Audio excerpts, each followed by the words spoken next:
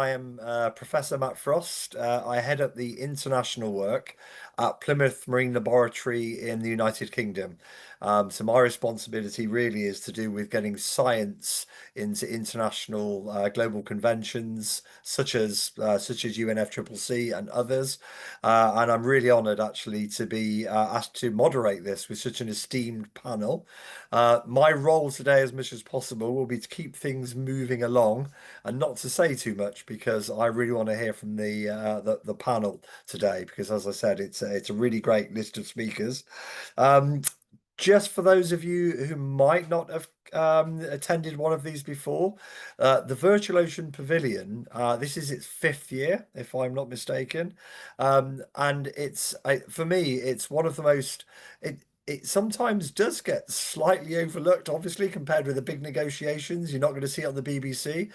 But to me, it's one of the most important things that happens because what the Virtual Ocean Pavilion does is it provides a very open and democratic way for anybody to engage with ocean issues at COP. You don't need to find your airfare or anything like that. You can just engage, and you can see from the panel we've got today, you can engage with very high level representatives from lots of places just by being part of the Virtual Ocean Pavilion. So it's a completely free digital platform, and it's all about raising the visibility of the ocean and showing why the ocean is so important for climate negotiations. So I just wanted to really, to say, and also just to add to that, I think, this is probably every year I say this, and I'm going to repeat what I say every year. This year is more important than ever.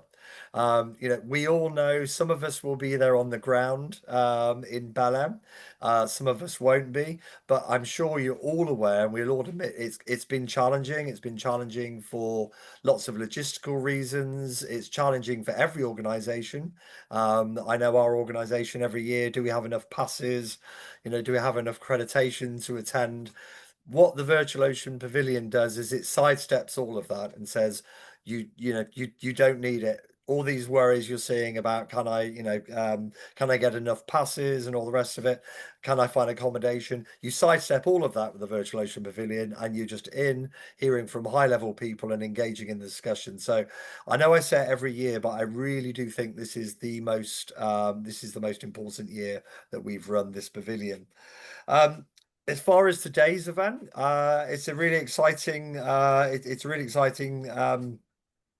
topic. So the title of the event is Leveraging the Ocean Climate Biodiversity Nexus and Accelerating the Ocean Implementation Era.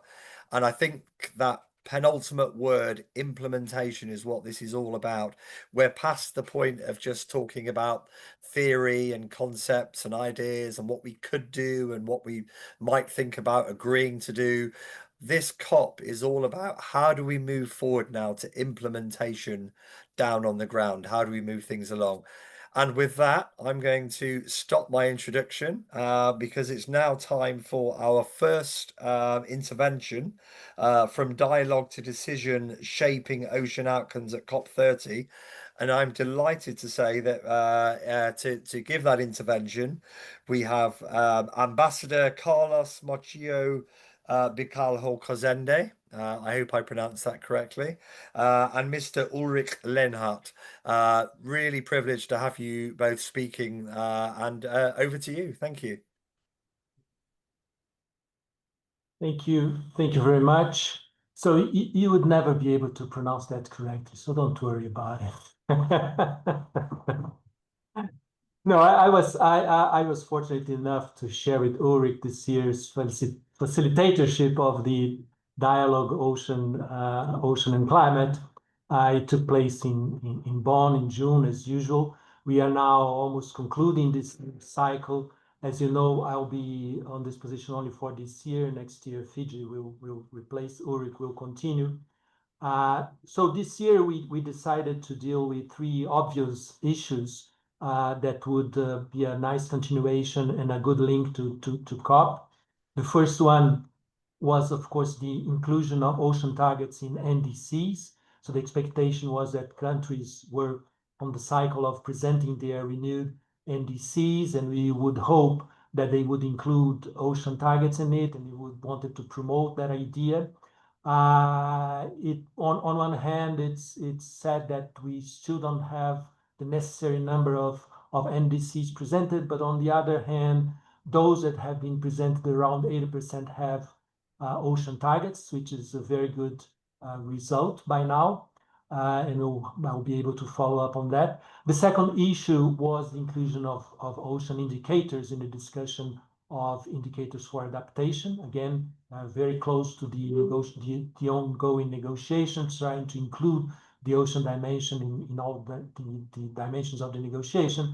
And finally, exactly the theme of this panel, the synergy between ocean, climate, and biodiversity, because of course, science tells us that most of what ocean has to do with climate has to do also with the health of the oceans and therefore with the biodiversity in the ocean. So in the end, if you include an ocean target here in the sea in the climate COP, you also should converge and make it compatible with your objectives and targets under the Biodiversity Convention. That's just obvious, but not necessarily what happens. So we wanted to call the attention for that as well.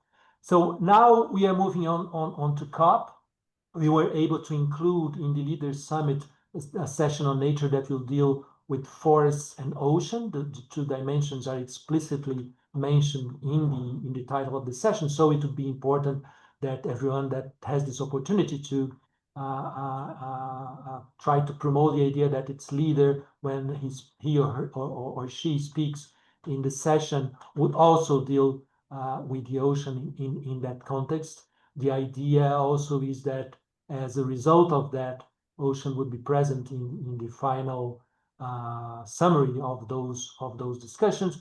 I think what we are thinking is to give it a dimension of implementation, so link the issue of oceans with NDCs, which is, I think, the key aspect by now. And so NDCs, ocean implementation, therefore also financing. I think that's the link we need to have. The dialogue also called the attention for the importance of science in the ocean. It's a lot of what we know about the oceans is recent, and we still need to keep going. Brazil will have the conference for the Science Decade of the Ocean on 27, so there is also a continuation link there in the science area. In terms of the dialogue, Ulrich will continue it, as I mentioned, and I think we'll have a session, a special event in COP on the 13th on the dialogue, and I hope that it will be also an occasion to discuss where we go from here in the dialogue and what kind of roadmap we could have. So I'll pass now the floor to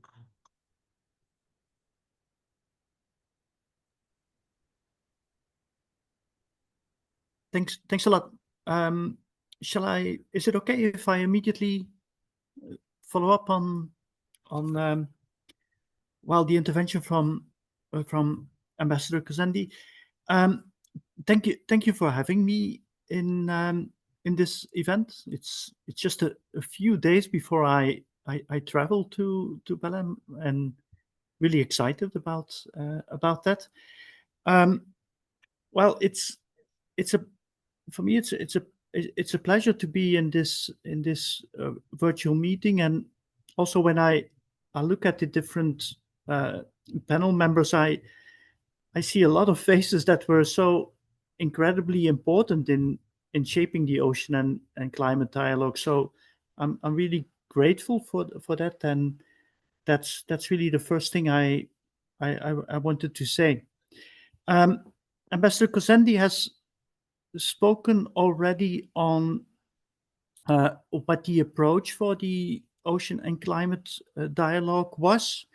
It was very much directed towards integrating the ocean topic within the different climate issues, and it was also very much about elevating the importance of the topic during sessions, during COP meetings.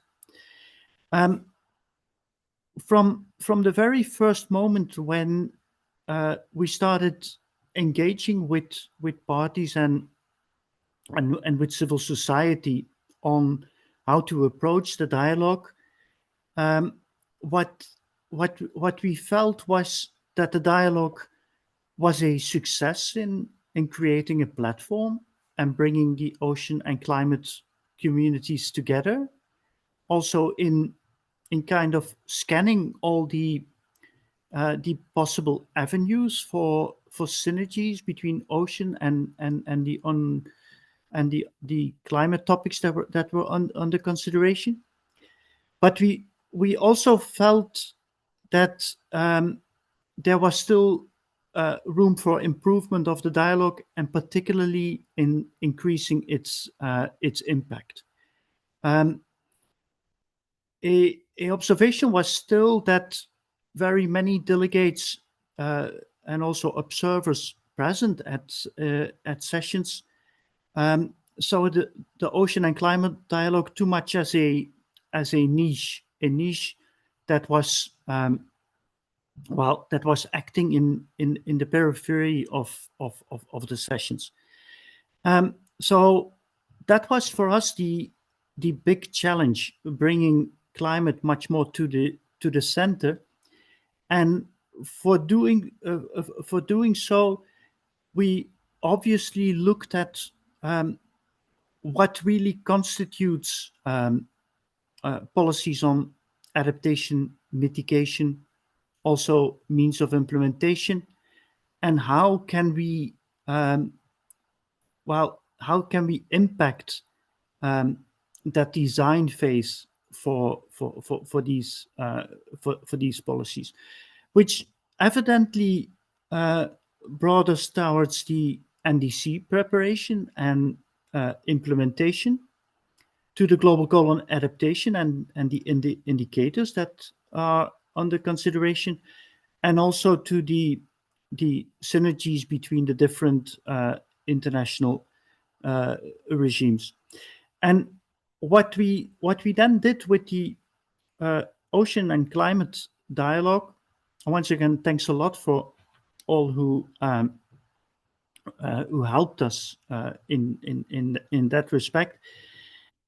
What we tried to do was bring the know-how on what the role of ocean could be in the context of climate policies, bring that knowledge to the table, and have that as a starting point to then go more in depth and seek guidance from parties and observers on how to do that best, on how to make use of that existing knowledge. I certainly don't have any intention to go more in depth on the many facets of this, but what I can say across the board was that at least I felt, and I think that is shared by many, there's an incredibly high level of know-how and experience available on how the ocean dimension can be integrated and should be integrated. It's a know-how that also shows that there's no one-size-fits-all format, but it also shows that it's relevant for everyone. And the good news in the breakout sessions to me was that this knowledge and this experience, this know-how on how to integrate ocean action into climate policies was strongly embraced by all parties from the different regions and by civil society and the different stakeholders. For me, just three observations that I would like to make on substance and ones that did strike me in particular.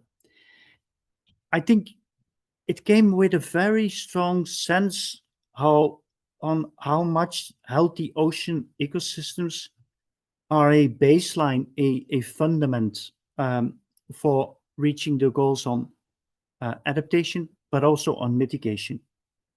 And so need to be integrated and set as that as that baseline for action.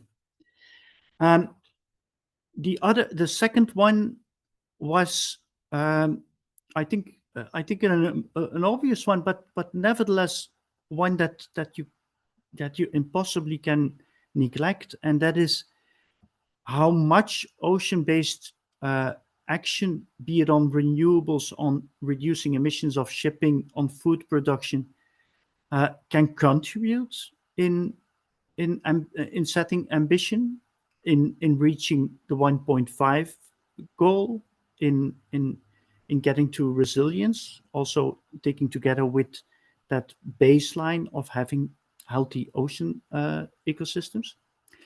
And thirdly, how important the enablers are, be it in providing data and making action science-based, but also in providing means of implementation.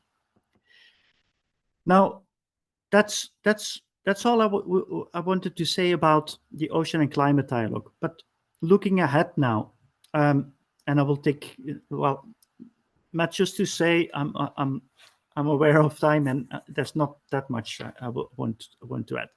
But there are like 6 issues that, to me, are very important. And the first one, to me, is all about ambition. This is the year of the communication of the NDCs, and so the big question in the debates on climate is, to what extent is BLM a success, and to what extent did BLM contribute in keeping the 1.5 within reach? So this is, to me, the big political question that overarches the COP.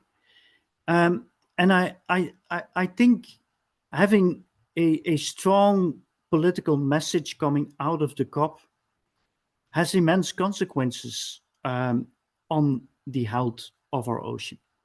So it's important that we just don't merely look at the ocean topics, but also at the larger issue of ambition, because it has so much impact on the ocean.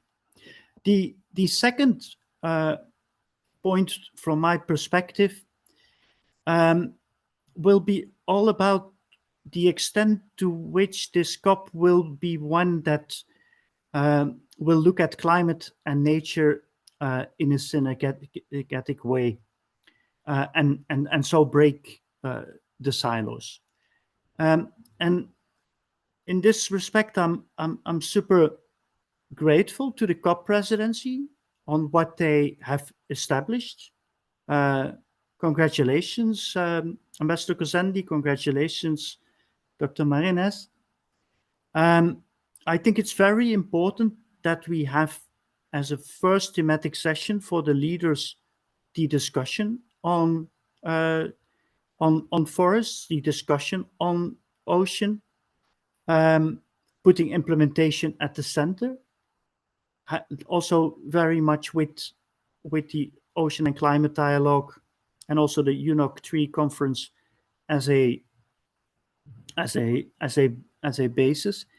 And I think this can make BLM indeed the climate COP where the ocean meets the forest, and the tree are seen in conjunction. The third issue, to me, is the issue of integration. I spoke a lot about the NDCs and adaptation. I spoke about while injecting it in the design phase, but now it comes down in having it there throughout the full ambition cycle, throughout the reporting system, the transparency system, capacity building efforts with the Nairobi work program, the work of the constituted bodies, the work of the financial instruments. Integration is only effect if you have it throughout the full cycle. So that is for me the third issue. The fourth is Rick, I'm yeah. I'm really sorry. Are you able to? I'm really sorry to interrupt. Are you able to stay around? Did you say you don't have to head off after this, do you? Yeah. Yeah, no, but I'm just wondering, yeah, if you could bring your 3 points, the final 3 points to a close. But what I'd like to offer is if you feel you need to rush them at all, you can always bring them back into the conversation. We're going to have a Q&A shortly. So Okay. thank you. Thank you. Okay, I'll be very short on the three remaining. The fourth is about the action agenda and broadening the involvement. The fifth is about strengthening international cooperation and developing synergies with the outcome of the COP.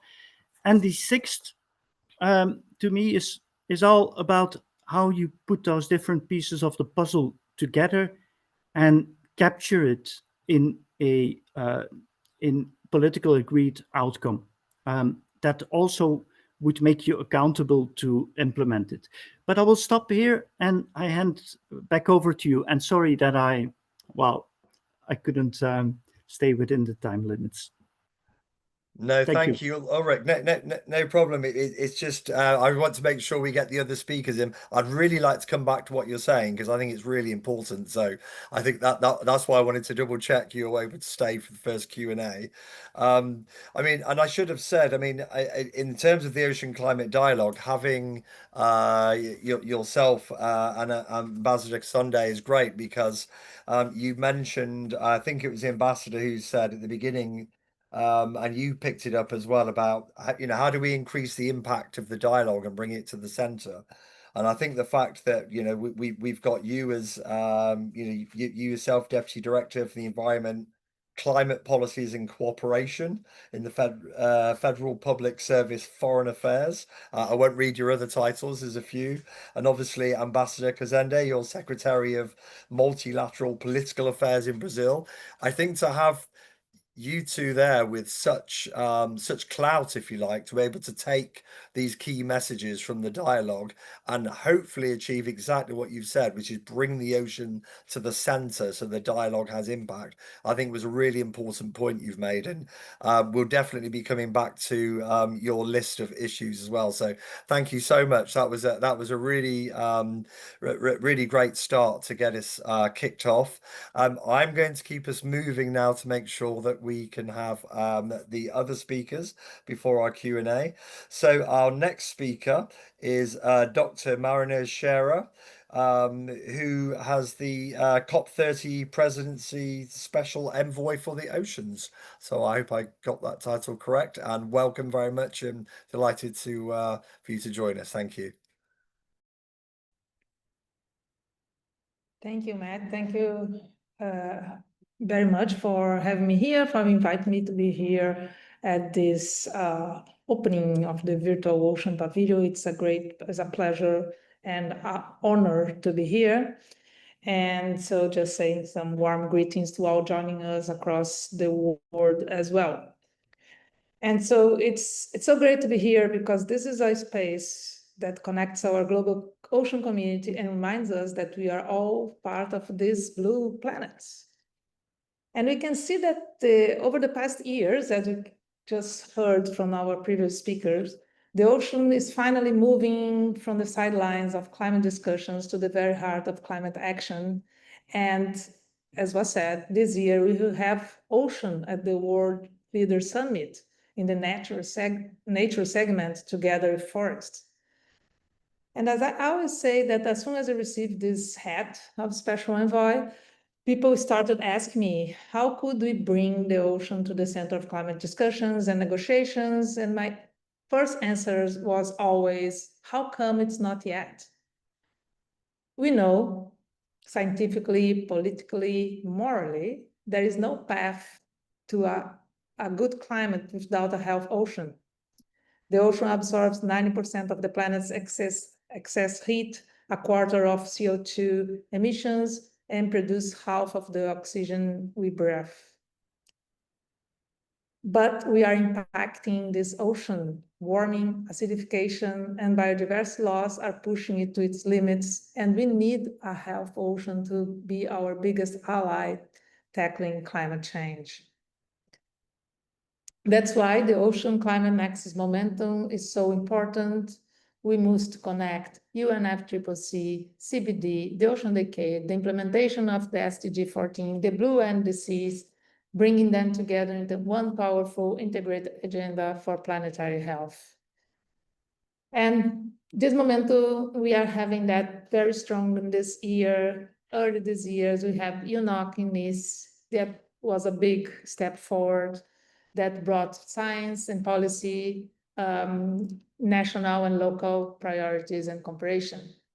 And now we have COP30 to cross the bridge that was built in UNOC 3. And we had in UNOC 3, as was said by Ambassador Consende, the Blue NDC challenge, and having, despite we don't have all the NDCs that we are waiting or need for a better planet, 78% of the parties have included at least one explicit reference of ocean there and new NDCs. That's a 39% increase from the previous cycle, and that's a real progress. Because that's not words in a document. We need to restore mangroves, protect seagrass, advance marine spatial planning and integrated coastal management, build just and sustainable blue economies. And this year we have COP30 that will mark this first full cycle of the Paris Agreement. That means we need to move from what we promised to what we deliver. Implementation now must be the priority, and ocean climate action must move from talk to action, with transparency, accountability, and equity as its very core. COP30 will be the moment where ambition meets delivery, where commitment become real outcomes that strengthen coastal communities, protect ecosystems, and sustain the blue economies we all depend on. In Belém, where the Amazon meets the Atlantic, we have a perfect arena to elevate ocean as its connection with the humanity. The ocean breakthroughs and the sustainable ocean planning and management framework will come together in the Blue Package, the plan to accelerate solutions, and Luz, that speaks just after me, will dive more on this. The idea is to turn the ocean into a core pillar of the Paris Agreement's next phase. And this virtual ocean pavilion, along with the many other events at COP30, will showcase exactly that, partnerships that deliver finance that scales and knowledge that empowers. A perfect example of the Big Blue Mutirão, the Brazilian word that means that we are all working together towards the common goal. So we must remember ambition has brought us here, but action will take us forward. This is time to deliver. It's time to make sure that ocean commitments are not just made, but implemented. Thank you. Thank you. Another excellent intervention, and yeah, I'm not even in COP yet and already getting excited about it. I just really love this focus on yeah, moving to implementation, moving to action, and yeah, the ocean to become a core pillar of the UNFCCC process, I think is absolutely key. So thank you so much for that. Just a reminder to everybody to post your questions using the Q&A function, and we will be coming back for a Q&A session in a few minutes after our other speakers. So We're now going to move on and so thank you, Marina, as you mentioned the blue package and sort of teed up that Liz would be saying a little bit about this now. So I would like to now formally invite Miss Liz Gill, who's an ocean and climate advisor with the Nature Conservancy and also for the Marrakesh Partnership for Global Climate Action, co-focal point for the ocean and coastal zones. So, Luz, over to you if you'd like to make your intervention now. Thank you. Thank you so much, Matt. And thank you everyone for inviting me to speak today. First of all, I wanted to start by congratulating the team of the Virtual Ocean Pavilion for this great initiative. And as you said, Matt, it's the 5th year, if I got that correct, of this amazing initiative, bringing so many stakeholders that cannot make it in person to COP. So congrats again on this pavilion. And it's wonderful to be here today representing the Marrakesh Partnership, Oceans and Coastal Zones Group. As we look towards COP30 in Belém, the ocean has never been stronger, and this momentum is the result of the collective work of so many partners advancing solutions that connect the ocean, climate, biodiversity agenda. Many of them are here today, so it's really wonderful to see the remarks of so many people working towards strengthening the ocean. At the heart of our work this year has been the implementation of the ocean breakthroughs that Marines mentioned earlier today. These ocean breakthroughs, they are a shared global framework that accelerates action across 5 key areas, which are marine conservation, ocean renewable energy, shipping, aquatic food, and coastal tourism. And also, Marines mentioned this year, the ocean breakthroughs, we have been working around the ocean breakthroughs, and they provide the framework for the Blue Package, the Ocean Plan to Accelerate Solutions, that this package has been developed with the COP30 Action Agenda and the members of Group 7 on efforts to preserve and restore oceans and coastal ecosystems. Together, these science-based and practical and achievable targets outline a roadmap for transformative and ambitious action at the scale of these entire systems. And they act also as a lighthouse, not only for non-state actors, but also for all stakeholders. Also, through sustainable ocean plans, countries can translate this ambition into investment pathways that align NDCs, NAPs. I know that these NDCs and NAPs were also mentioned earlier today, and also with marine spatial planning. And these can also de-risk finance and ensuring inclusive science-based decision-making. Also going to a little bit of the agenda of COP30, we will continue to strengthen the visibility of the ocean through a dedicated oceans program. November 17 and the 18 has been designated by the COP30 presidency as the thematic days for oceans, forests, and biodiversity.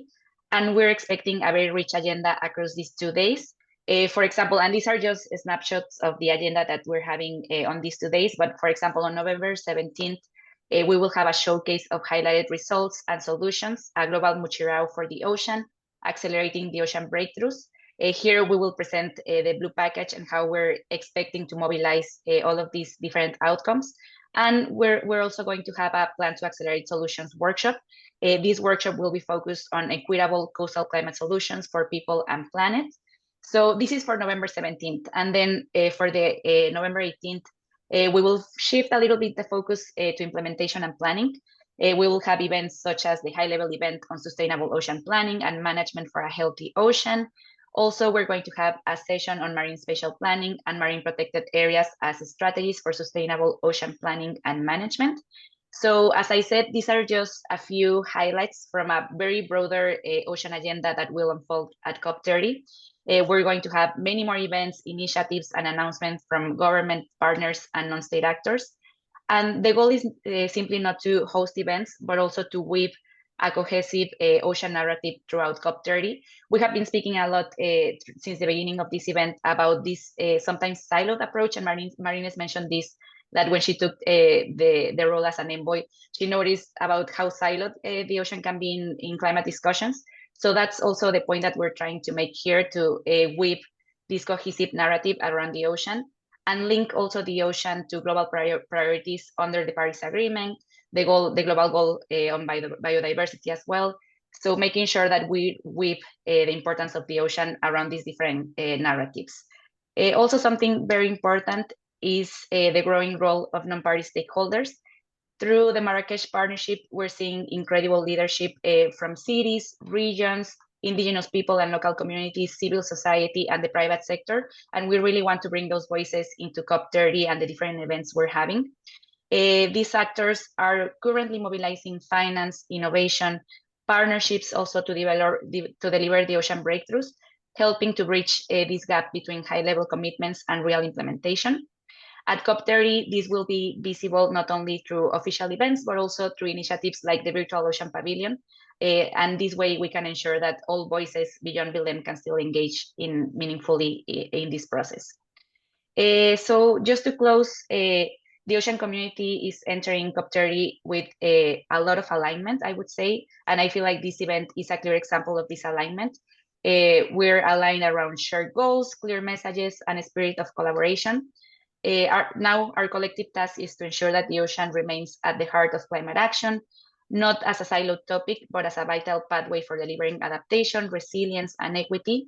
And thank you so much. And I really look forward to seeing you in Belen and beyond, and also to staying engaged through the Virtual Ocean Pavilion. Thank you very much.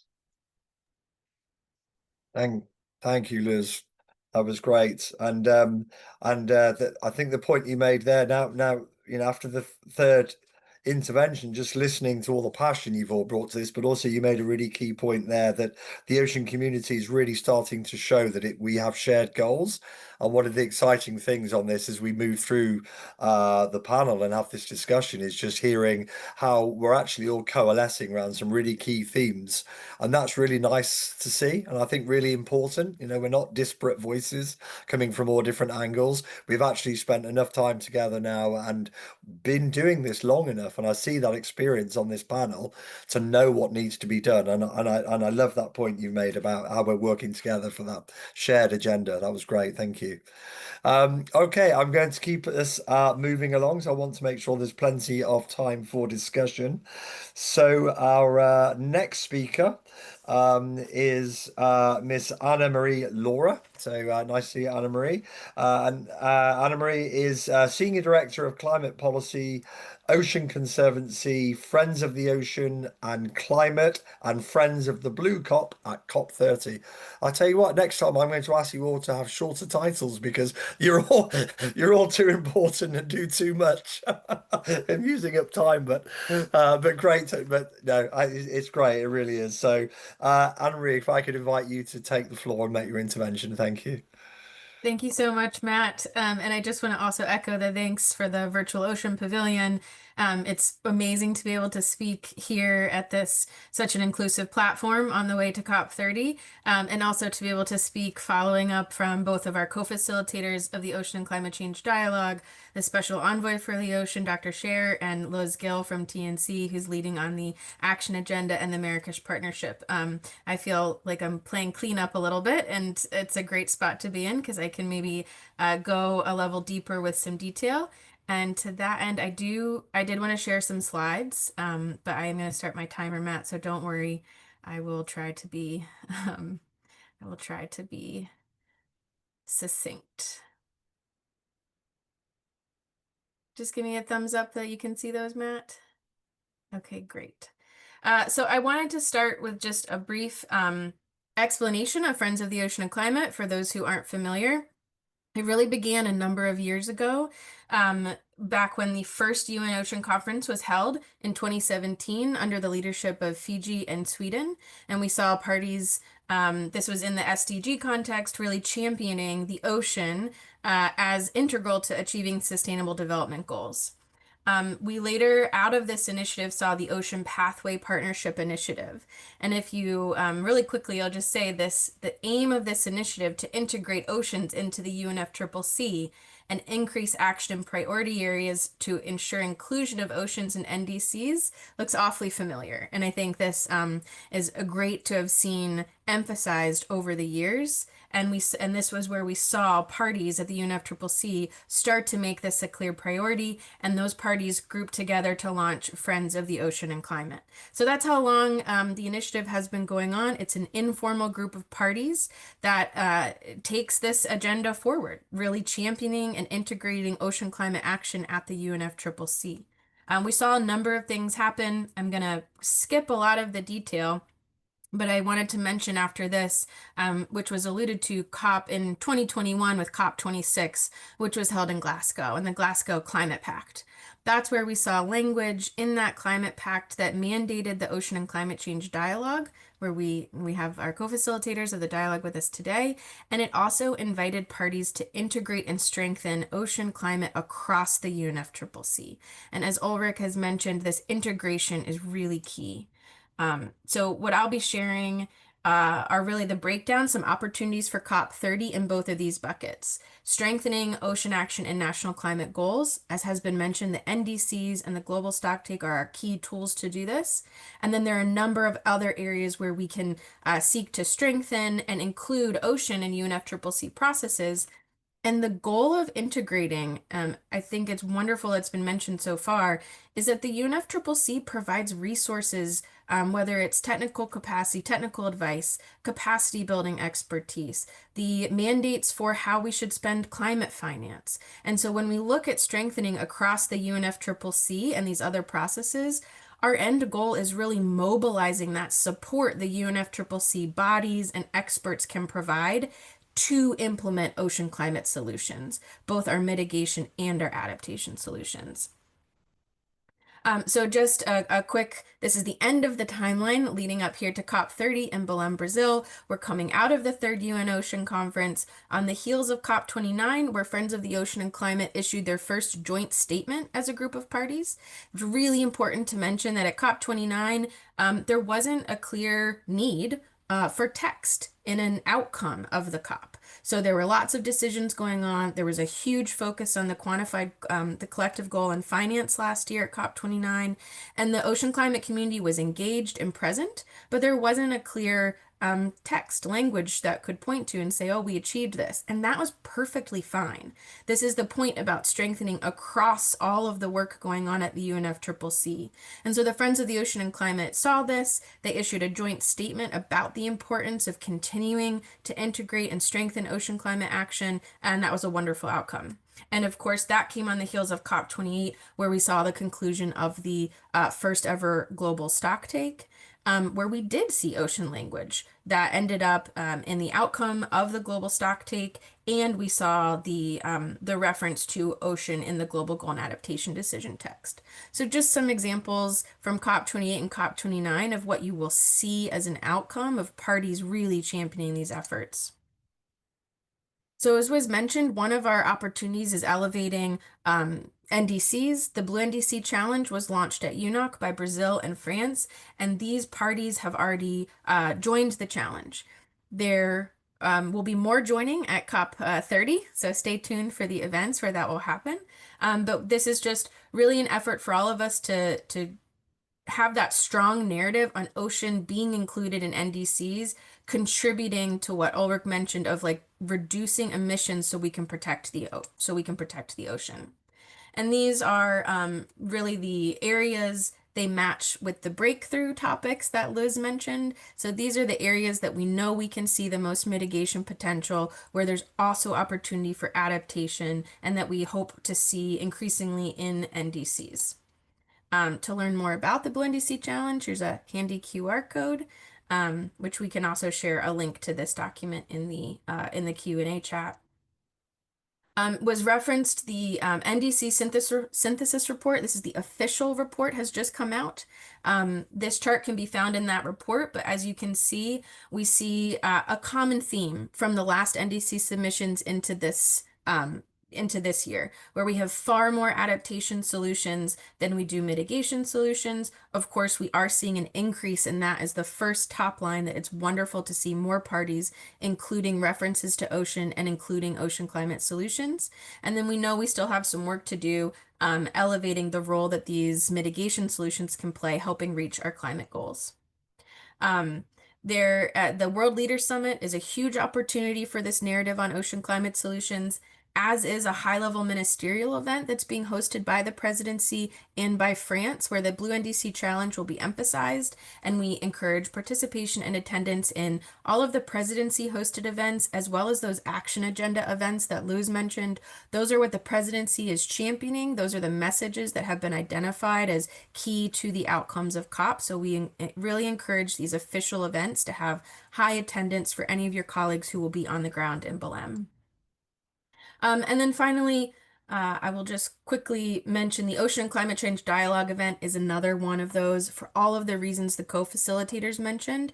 This is the formal place that we have in the UNFCCC. The report out of the dialogue is critical to advancing integration across UNFCCC. And then finally, this list, I'll stop here, Matt, but hopefully what you see on here is just a reiteration of some of the outcomes that we could see at COP. Some of these may happen in a decision text, a document that's being negotiated all week long. One good example of that is the list of global goal and adaptation indicators. We will see, knock on wood, this list adopted, and that list does include nature and ecosystem indicators. So we're encouraging full support of those indicators, even though there isn't a specific one anymore on marine ecosystems. If the nature and ecosystem indicators are there, then we can all advocate for volunteer reporting on marine and coastal ecosystems. So that's a good example of specific text we might see. Another one is, as was also mentioned, the clear mandate to promote enhanced collaboration among the Rio Conventions. This is really the UNFCCC needing to respond to an invitation from the Convention on Biological Diversity to enhance synergies. And so this mandate for integration, if the UNFCCC can take this up and adopt it, we would love to see that in an outcome text from the COP. I'll stop there because we have a document that's a lot longer that can also give more details on each of these points. And again, some of these you can look for in a narrative that we establish at COP30. Some of them you look for in decision text and outcome text. And it's important that we can see both, and both are equally important. Thanks, Matt. Thanks, Anna Marie, and yeah, the list you finished on, I mean, it would be fantastic if we could have that as a set of outcomes. I think we can say, as somebody was saying earlier, how do we know if this is successful COP or not? Well, I think that as a list of outcomes would be great to achieve that, and maybe we can discuss that a little bit more as we get to the Q&A.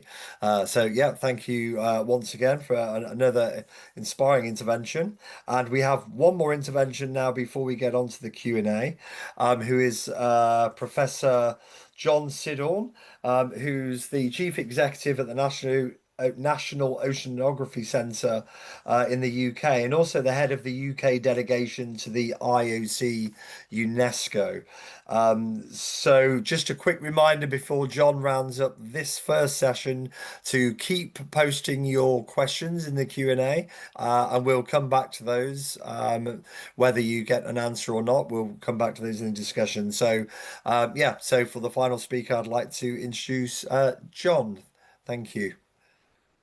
Thank you, Matt, and thank you to all the speakers that have gone before. Actually, it's been amazing to hear the sense of urgency and some of the commentary I was going to talk about in my few comments has already been addressed really well. So that's amazing to hear.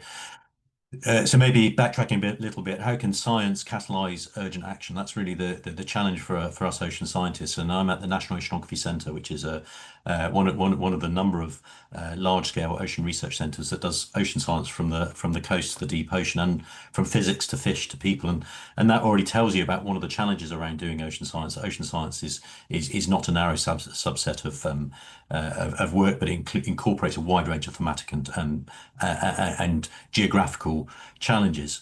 And the clear thing for us as ocean scientists and for people to be aware of is that first of all, you cannot act if you do not understand. So the primary purpose of ocean science really must be to pull back the veil of uncertainty, pull back the veil of darkness around understanding of the ocean, but also to really educate and to ensure that people recognise the complexity and the scale of interactions and how important it is to think big picture when it comes to understanding the role of the ocean in climate and the biodiversity challenges.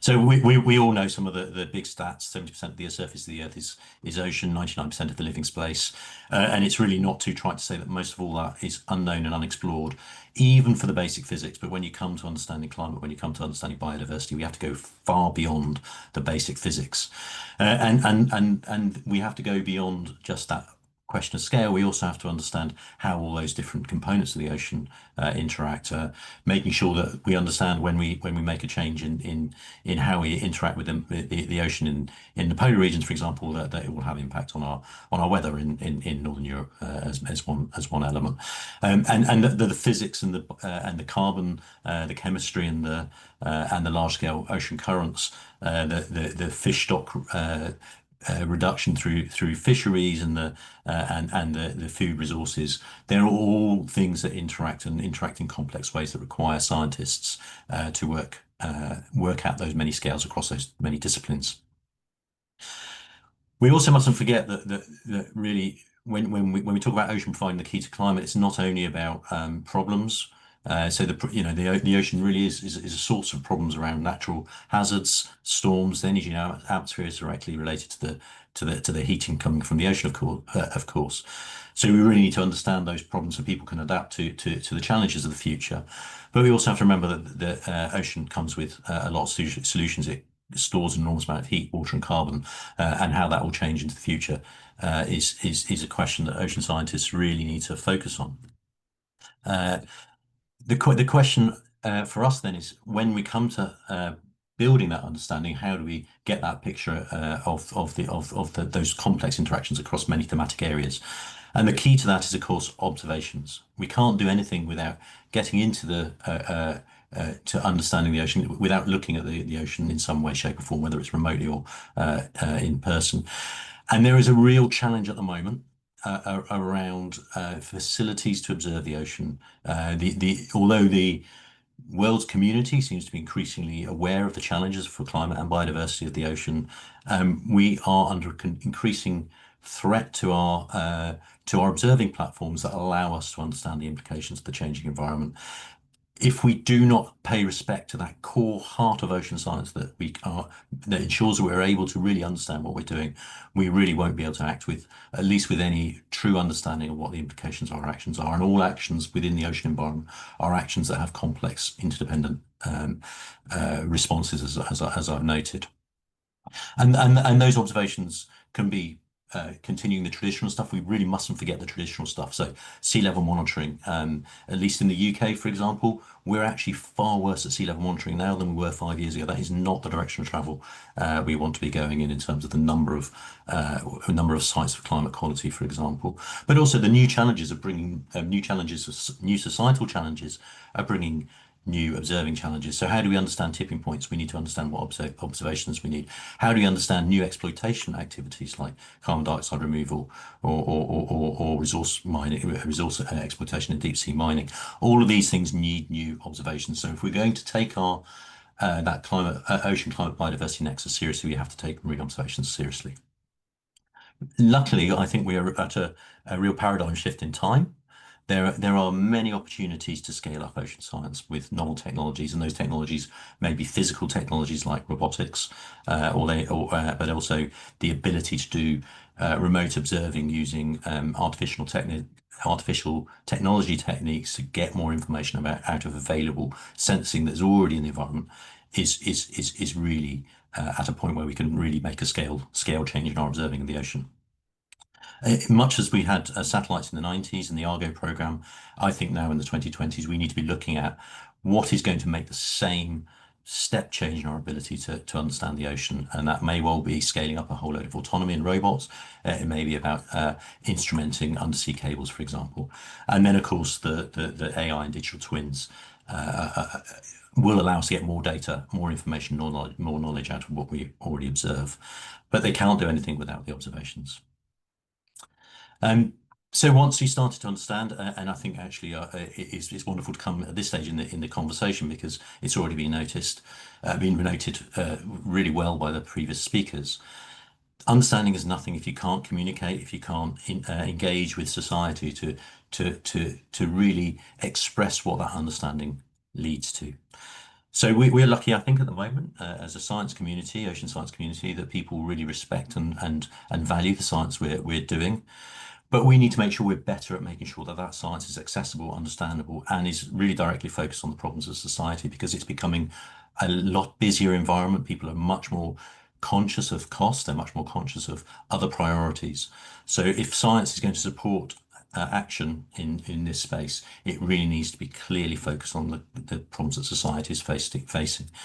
And that's my timer, so I'm out of time. I'm very nearly done. Thank you, Matt. And we also need to make sure that we can translate our words into action. And that brings me on to the last piece, which has really been talked about, is how do we work together across policy, across different elements of science, but also across community groups to make sure our science is valid and taken up. And I think that is the challenge that ocean science has, as much as doing the science itself. Thank you. Thank you, John. And yeah, some of those things you raise are well, things I'd love to come back to, but things I personally really sort of concerned about in a way, some of the downward trends in our monitoring capacity. But at the same time, I loved how you balanced that with the optimism that actually we've got some technologies and other things coming online, which, as you said, could mean a step change, a real paradigm shift in our ability. And I sometimes I struggle to reconcile that. We've got this incredible ability now to measure everything much better than we used to, and yet in terms of funding we've still got this like downward trend overall. And yeah, maybe we can come back to that, because I think it's really interesting. But thank you so much, and I think bringing the science in there at the end is a perfect way to lead us into this first discussion period. Now there are questions coming in on the chat, so what I'm going to do is I will just throw out each of these questions, and I understand some of these are being answered, have been answered. Thank you so much to the panelists who are doing this, but I'm going to put them out there anyway, just in case anybody else wants to add. But I'll go for the first open question for this panel, which is, how can the integration of ocean-based climate solutions into NDCs, nationally determined contributions, under the Blue NDC challenge enhance both climate resilience and financial mobilization for coastal communities? That's quite a question. So I'm not sure whether to hand this over to Anna Marie, who talked about the Blue NDC challenges, or whether somebody else wants to take it. Just jump in, please. I can briefly, and then I'd love to hear from Thank you. our presidency or co-facilitator hosts. But NDCs really are investment plans. And so when we see solutions, adaptation, coastal resilience, adaptation, and mitigation solutions in an NDC, that sends a signal that that investment needs to be it needs to be resourced, either from the national government or for the international finance community. And so NDCs are these signals of where investment should be made. If they're in an NDC, they have a much better chance of getting resourced. And then the other thing is just that this is a really good place to see synergies.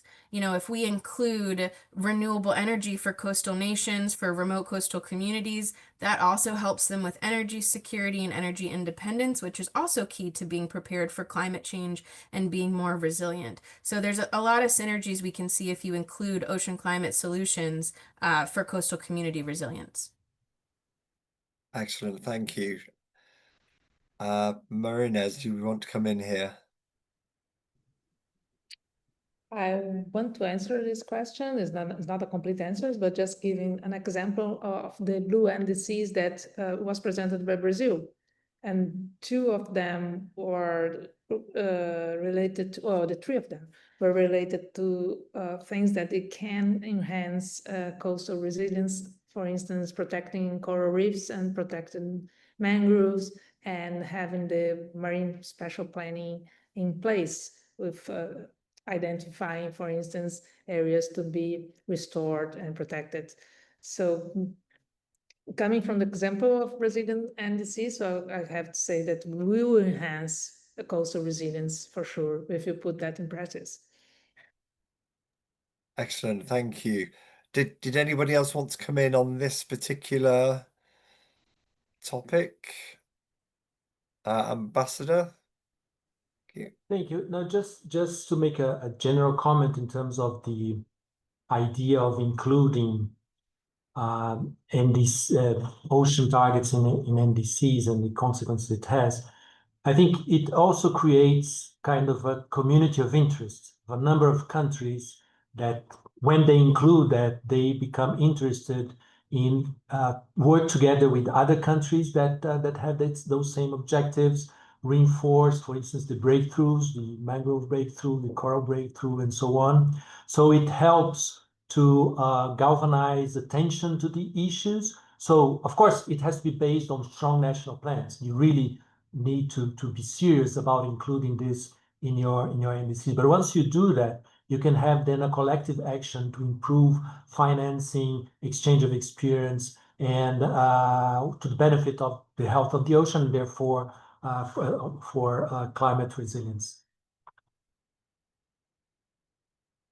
Absolutely. No, thank you.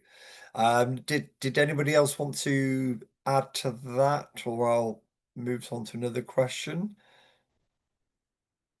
Right, excellent. Thank you. In fact, I'm going to pick up on a question that Ambassador, you've already put an answer in the chat to, but somebody's asked, at the moment when we understand the role of ocean in balancing extreme climate change with economic proposals such as mining, offshore oil production, this is really a question, how do we have balance all these competing interests, the economic development with at the same time what we need to do in order to mitigate and adapt to climate change. And yeah, Ambassador, you've already mentioned there about marine spatial planning, which I think is really important. I don't know if you want to elaborate on that, and then maybe hand over to somebody else as well. Thank you. Yeah, I think in every policy, you need to lead with reality, right? So you can have nice dreams about what is good and what should be the reality, but the reality is that the ocean is occupied in different ways. Some of them are not sustainable. Some of them compete with each other, and some of them, when they compete with each other, they cause harm. So that's why I emphasize the issue of marine spatial planning, which is something we are taking very seriously in Brazil. We are developing it gradually. We're already more advanced in the southern coast and now moving on to the northeast and central part of the countries, because we do have, as is mentioned in the question, an important offshore oil industry. We also want to develop more the wind offshore industry, fisheries. We have almost 30% of marine protected areas. So how do you make all that compatible? And you still have local communities, fishermen, artisanal fishermen, quilombola communities in coast. So you need to have an instrument that, based on evidence and on serious planning, put all those together and try to separate and identify what you do here, what you do there, so that those activities do not cause harm when they compete with each other. Yeah, no, absolutely, and I think you're exactly right. Being realistic, I mean, we need realistic policies that will work, not fantasy ones that don't work for anyone. And I think the marine spatial planning is really key to do that. Does anybody else want to jump in here? If not, I'll move to the next question. And feel free, by the way, to keep, I've said this to the panelists, feel free if you suddenly think of something to add answers to the questions, and the same with the attendees as well. Please feel free to keep adding your questions as we go along. I've got one more that a couple of people have already responded to, but I just want to raise it because once again, I think it's a really good question. And the question is, in one sentence, what key recommendation would you have for the ocean community for their engagement with the wider stakeholder outside COP30 to inspire further and effective ocean action. And I think it was Luz in particular spoke about this as well, about bringing in everything from finance to the private sector to IPLCs to I mean, there's a huge cohort of organizations and people out there that perhaps we're only engaging with a small bit because they're not engaged directly in the COP process, for example. So this question is really about what do we do? What can we do as a community to take our message out there and catalyze action? So yeah, feel free to elaborate on something you've already said in the chat. I notice Anna Marie and Marinez, you've already put answers in there, but whether anybody else wants to add anything as well.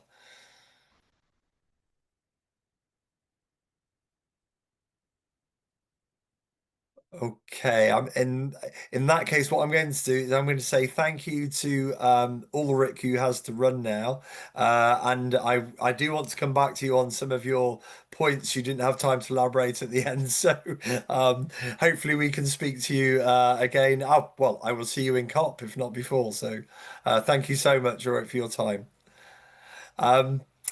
Right, in that case, we are running quite short, and there is one more question, but I'm going to leave it for now, and maybe we'll come back to it after the next presentation because we still have another presentation to go, and then a short time for questions at the end. So maybe we'll come back to it. But yeah, just to finish up, thank you so much. That was a really excellent panel discussion. Some really sort of some meaty questions there, but I think some really nice answers being given as well. So I'm going to hand over now to our next panel.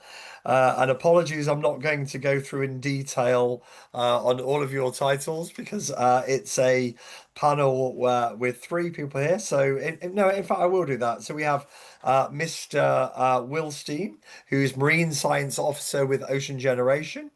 We have Erin Bell, with the who's an ocean and climate change intern with the Global Ocean Forum, and we have Sienna Ziza, who is the Joint Monmouth University Urban Coast Institute, also a Global Ocean Forum intern, and they're going to talk to us about the Virtual Ocean Pavilion at COP30. So welcome to all of you, and I'll hand over to you. Thank you. Brilliant. Thank you very much, Matt. And really on behalf of the whole Virtual Ocean Pavilion team, I just wanted to echo the thanks to such an incredible panel that we've been able to hear from today. And actually, I think that panel really demonstrates kind of some of the priorities of the Virtual Ocean Pavilion.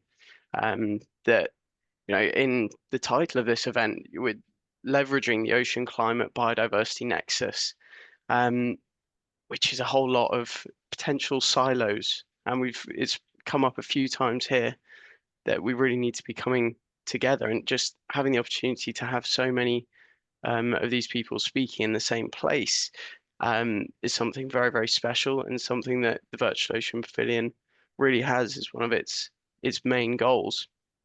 And so, yeah, I'm very excited, along with Erin and Sienna, to be introducing just some of the things that you're likely to see in the Virtual Ocean Pavilion over the coming couple of weeks. So I'll start with introducing myself.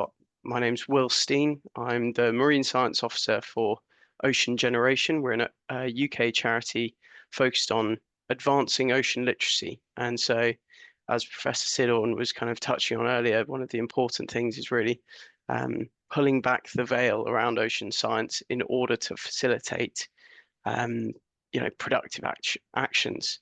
So I'll hand over to my colleague Erin, and then Sienna, who will then take us through some of the things you'll be able to see in the Virtual Ocean Pavilion. Thank you, Will. So my name is Erin Bell. I am the 2025 Dr. Billiana Sissonsane Ocean and Climate Change intern. I am also a second-year master's student at the University of Delaware studying marine policy. And Sienna, I'll let you take it away now. Thank you so much, Erin. I also do want to say how grateful I am to be here and to be working on the Virtual Ocean Pavilion. I think it is so wonderful that we are all able to do this and bring the COP to everyone so we can enhance this understanding of how important the ocean is in our climate discussion. So thank you to all of you, and thank you for even having me here. But yes, my name is Sienna Zisa. I am a joint Monmouth Urban Coast Institute and Global Ocean Forum intern, and I am a senior in my undergrad studying marine biology and policy. But if we wanted to go to the next slide, please.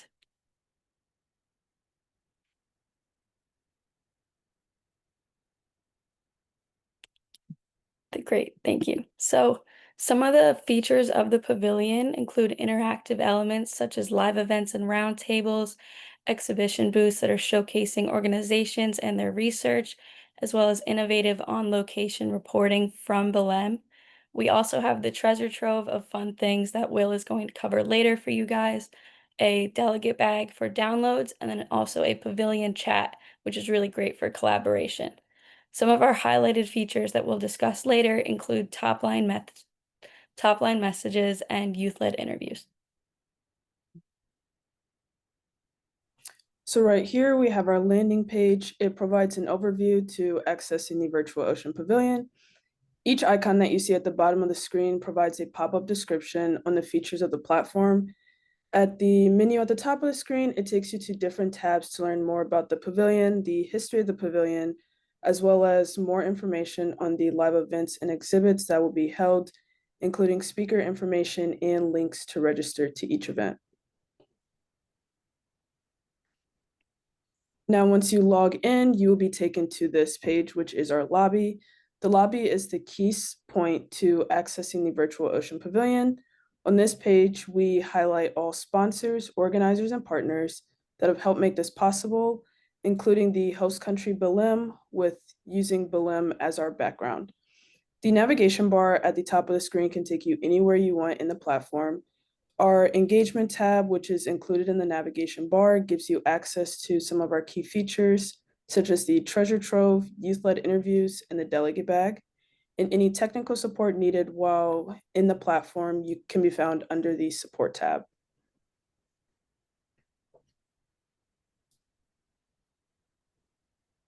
Next slide, please. The Virtual Ocean Pavilion program can be accessed through the pavilion lobby or the navigation bar. All of our live events and roundtables are recorded and available on demand, so participants can catch up anytime. They can access live ocean events online from November 3rd to the 21st, and on-demand content from November 22nd to December 22nd.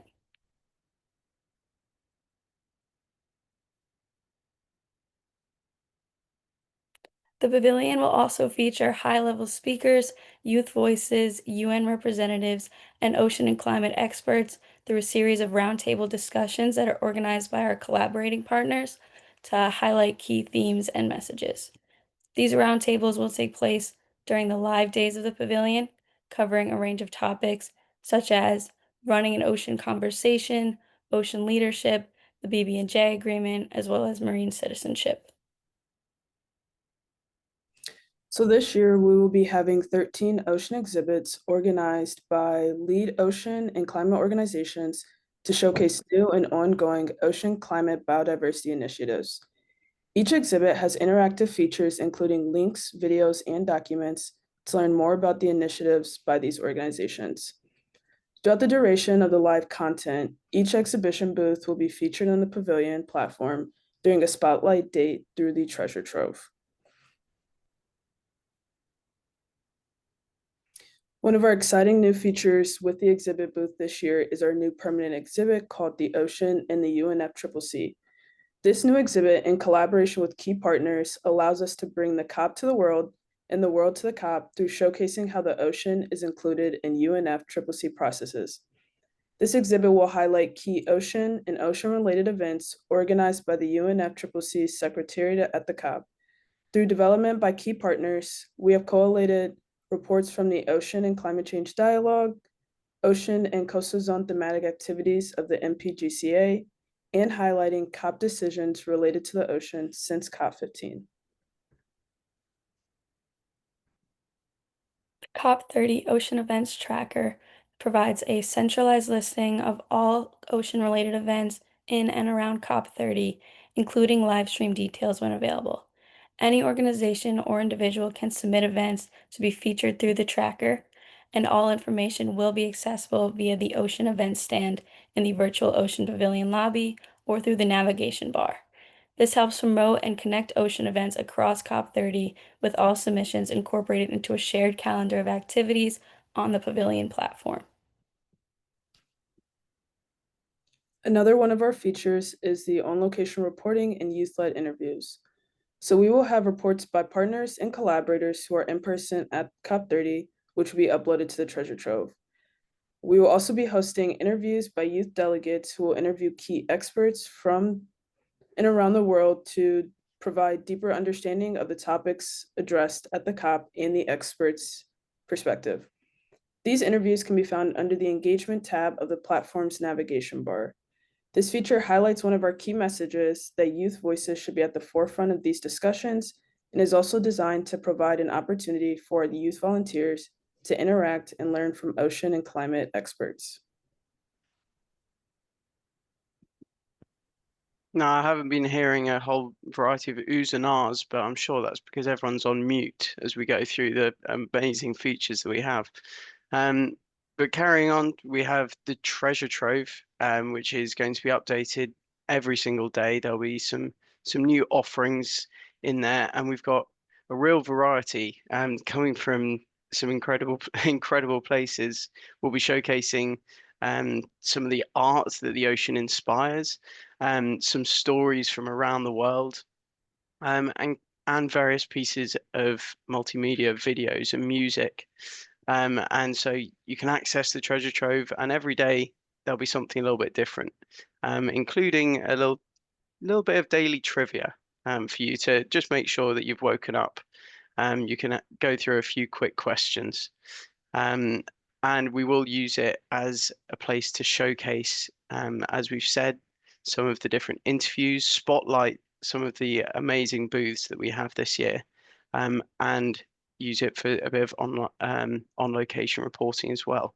Can we have the next slide, please, Miriam? Now, not to be confused with the delegate bag, which will be, well, imagine you're going around a conference and all of the booths like to give you, your little pens with their branding on, or maybe a key ring or something. This is the digital equivalent. So on each booth, as you visit a booth, every partner will have a chance to give you some of their digital resources. And the delegate bag is that place that you can store that, and you can then put in your details to have the links emailed over to you in order for you to retain those resources after the Virtual Ocean Pavilion is closed. So again, encouraging that engagement between the partners and the people attending the Virtual Ocean Pavilion. And again, to try and deepen that engagement, we have the chat features. There is a general chat room, which anyone entering the Virtual Ocean Pavilion can chuck a message out and try and encourage some conversation as if you're bumping into someone in the conference hall. And we also have individual chats on each booth, so a chance for you to interact with the partners. So they will have a number of their delegates, as it were. And so if you go onto a booth, you will be able to see if there are any members of staff available for you to chat to. So again, a chance for attendees to really have almost the equivalent experience of a conference. So we have our top line messages. These top line messages of the COP30 were developed by Communications Inc. in collaboration with our 27 partner organizations and ocean-focused experts. They align with the priorities from the COP30 presidency, Ocean Breakthroughs, the Marrakech Partnership for Global Climate Action, the BB&J Agreement, as well as the UN Ocean Conference of this year. These messages form a great foundation of pavilion discussions and invite participants to review, reflect, and share them, along with this goal of helping advance a unified ocean climate agenda. And this is just a very quick nod to some of our amazing partners. I don't have the time to go through them all right now, but we have a very wide variety, as you can see, of partners, and these are the people that make the Virtual Ocean Pavilion possible. And so, in addition to, if you go to the next slide, Miriam, the most important people, myself not included, but are the incredible Ocean Pavilion team who have been working very hard over the past year to bring this all together.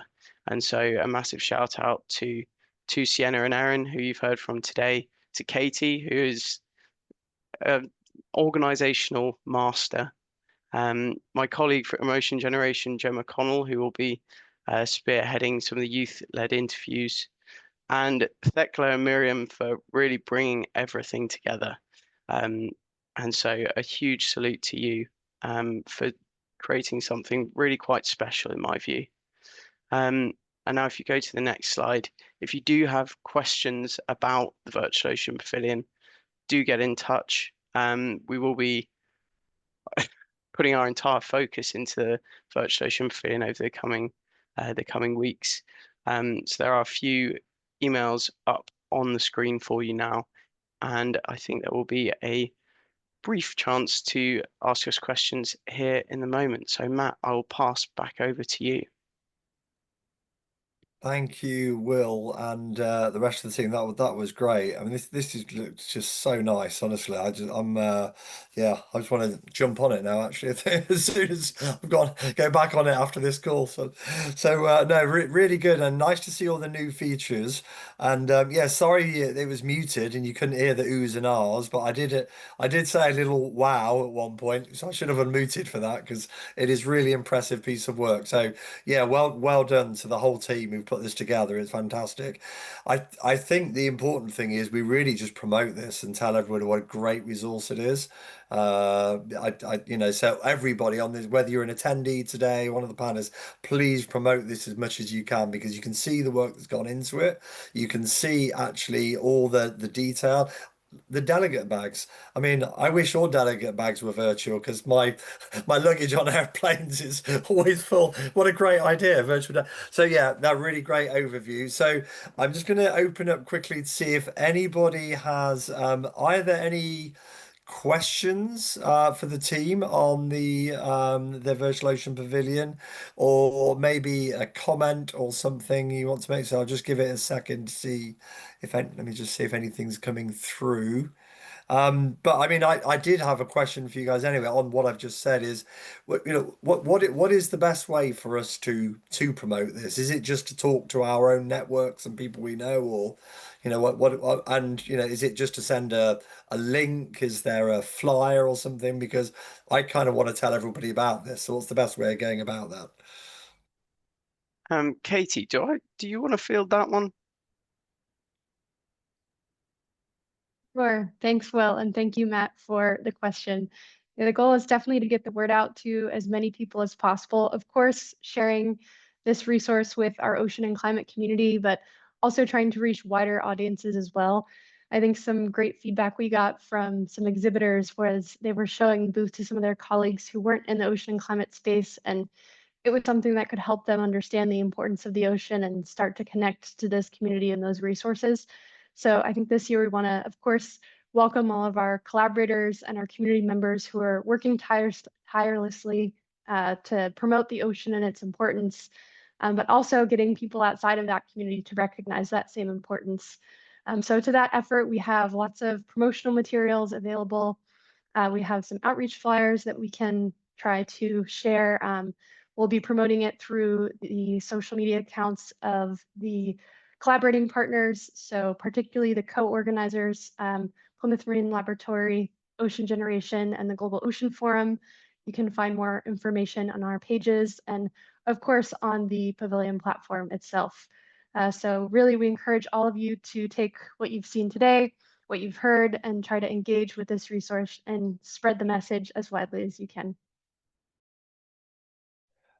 Thank you, Katie. That's great. Does anybody else want to chip in any final questions before we wrap up? Okay. Well, in that case, just in the last few minutes, I just want to really make a couple final observations and well, mainly I want to thank everybody. First of all, I want to thank all the attendees and thank the panelists. I'm sure you'll all agree. What I love about this panel is the diversity. You know, we do have NGOs, civil society, IGOs, we have high-level government representatives, we have the youth voice, right across the board, and that is fantastic. And to me, that encapsulates how the UNFCCC should operate. You know, that it's bringing in this diverse range of expertise. So I've really enjoyed that. So thank you so much, all of you, for giving up your time for this. I mean, one of a couple of things came across very strongly in that. One is everybody spoke very passionately about this is the time for implementation, which is the theme of this session. This is the time to actually get down and deliver action. What I loved about this is, you know, I've spent my life doing all sorts of things, academic conferences, for example, where people could disagree on this and disagree on that. What I love on this, and a few people mentioned it, is this common voice. There's a real clear plan here. There's a real clear set of outcomes that we're all bought into. We know what the science is. We know how that, you know, we know what the science is saying. We know what needs to be done. We know what we need to do regards to finance. We know what needs to be done in terms of things like the Blue NDC challenge. We know what needs to be done in operationalizing a lot of things we're talking about. And what's exciting for me hearing this is it means we don't have to have those conversations anymore. We're not looking at each other saying what needs to be done. We know what needs to be done. We've heard it really clearly articulated brilliantly from every speaker today. The question is now, can we move forward and actually achieve these outcomes at COP? And I think there are some challenges. Let's be honest. There's challenges around funding. I mean, John mentioned it in relation to science and sustained observations, but we all know there's challenges in generating the resource we need. It's not just about money either. It's people power. It's everything. There's challenges, I think, in taking this message out much broader. We talked about that as well, getting it, you know, whether that means including a younger voice, IPLCs, or whether it means getting it to some of the, you know, the sort of the high level individuals that might, governments that might be able to make a difference. So there are some challenges we've got, but what's great is we've really progressed. What I see also from these talks is how far we've come in the few years of the UNFCCC as an ocean community. And I think, you know, there's definitely some pats on the back deserved for lots of people on this call, because I know you've all worked really hard. And for those of you who are attending, you know, I know many of these panelists, the work they've done. This isn't just somebody who's jumped in at the last minute and got involved. This is a panel representing people who've been working in this space, many of you for many years, pushing this agenda. So really great to hear all of today. Thank you so much. I hope everybody was inspired, and I will either bump into you, some of you in Belém, but many of the rest of you, hopefully I'll bump into you on the virtual Ocean Pavilion at a round table, or however, you know, whichever thing you choose to contribute to. So thank you all. Enjoy the rest of your morning, afternoon, day, go back to sleep, wherever time zone you're in. And yeah, and thank you all so much once again.